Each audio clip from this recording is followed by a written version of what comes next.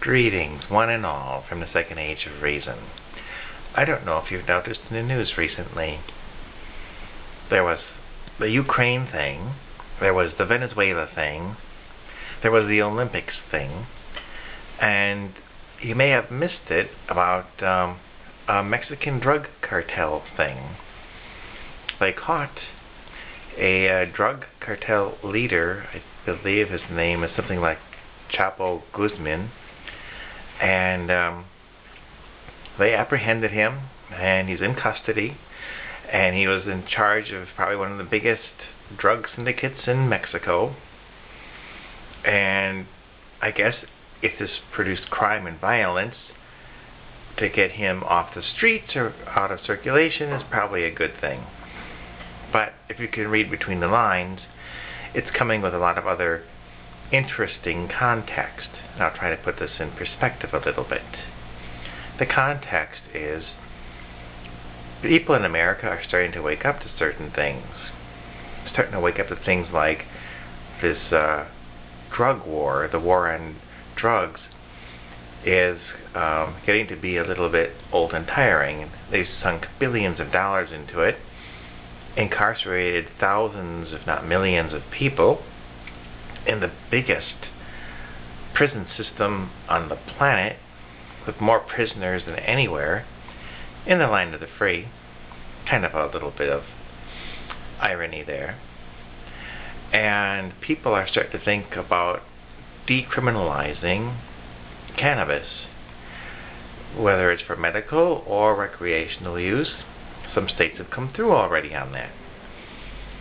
And they're kind of telling the government, we'll make our own rules, thank you. And the federal government doesn't want to relinquish that control. I thought you would probably understand that's the way they work. Once they get the power, they never want to give it up.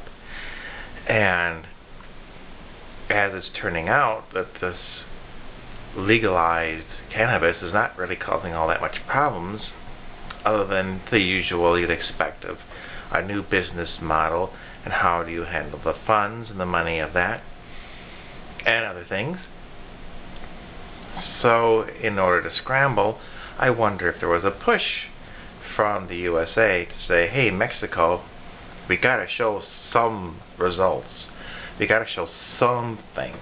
And so they probably all along knew where this guy was in Mexico, and they finally rounded him up. And they're going to say, see, the drug war is winning now. And you don't want to legalize cannabis because look at what it does to these guys. It makes them all big and rich. Well, that's kind of like bait and switch. They're getting you on one idea and then they quick switched over, because, wouldn't it be also counter against the drug trafficking trade is if the drugs were all produced locally and cheap and given away free, there would be no incentive, no way for the crime to pay.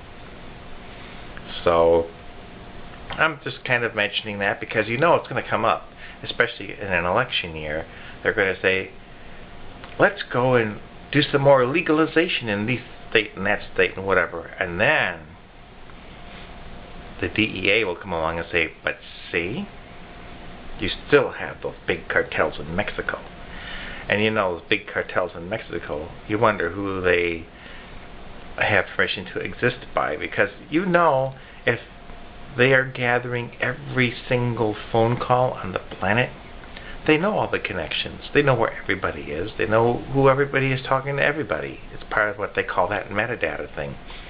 So this is just clearly, they picked them up, and now they have their evidence. So think about it. Comment below what your opinion is of the deal. And until later, we'll be seeing you.